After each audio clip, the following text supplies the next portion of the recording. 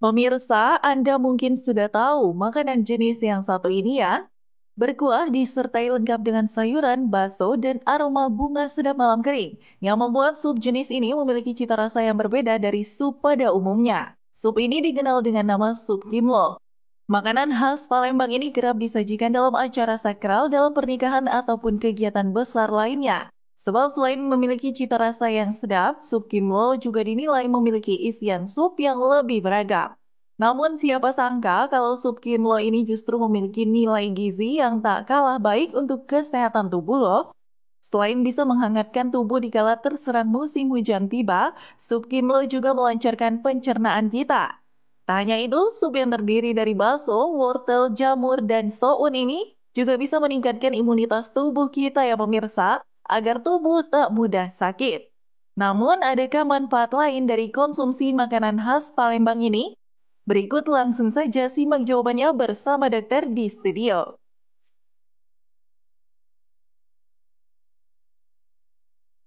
Nama makanannya mirip dengan nama Korea, tapi di masakan Palembang rupanya. Dokter Haikal, kita bersama dengan Dokter Ida Gunawan. Pagi dok. Pagi. Dok, ini kita mau masak sop kimlo. Sebetulnya ya, sop kimlo ini juga ada di Solo, namanya timlo.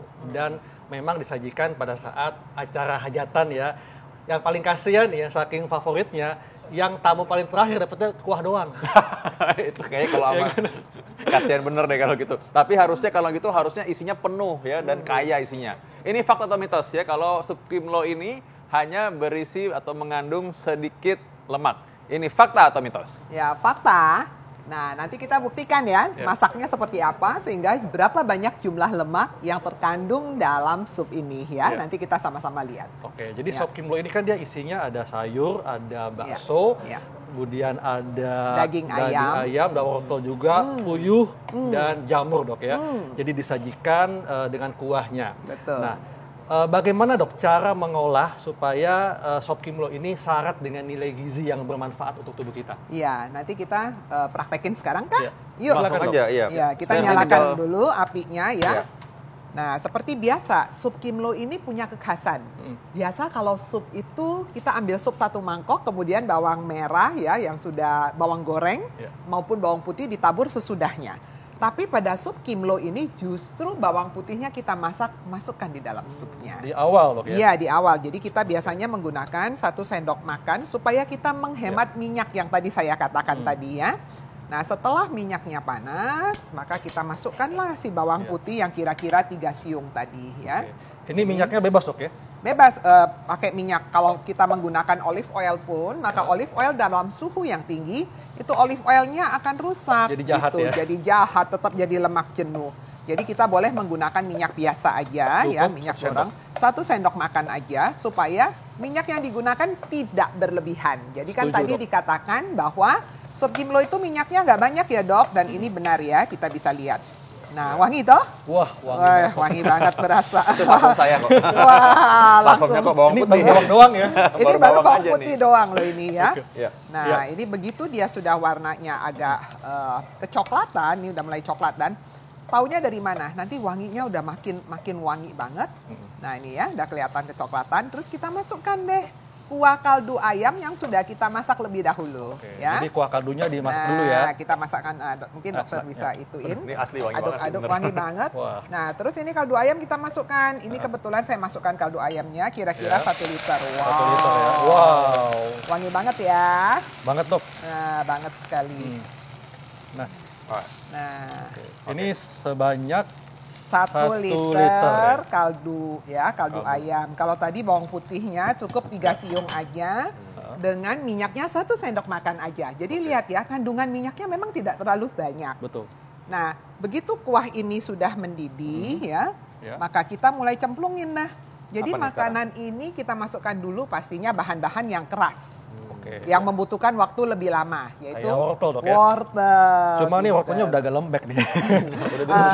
Bukan lembek, Enggak. tapi dia cutting potongannya jadi terlalu tipis. Oh, oke. Biasanya kalau buat sup kita potongnya agak tebal ya, Iya. kira-kira 1 senti gitu potongnya. Kalau ini buat tumis capcay gitu ya.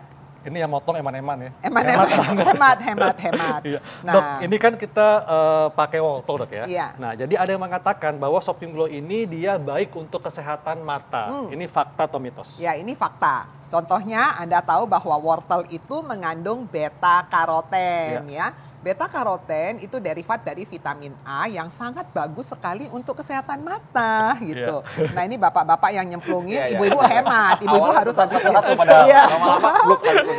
Kok lama ya? Nah, kok lama nggak sabaran ya. Nah, ini tumbuh mendidih. Jadi dia kaya akan beta karoten dan beta karoten adalah golongan karotenoid yang sangat bagus untuk kesehatan mata. Tapi jangan lupa, selain beta karoten dari wortel, bahan yang digunakan nih, lihat. Kenal nggak ini apa, Dr. Haikal?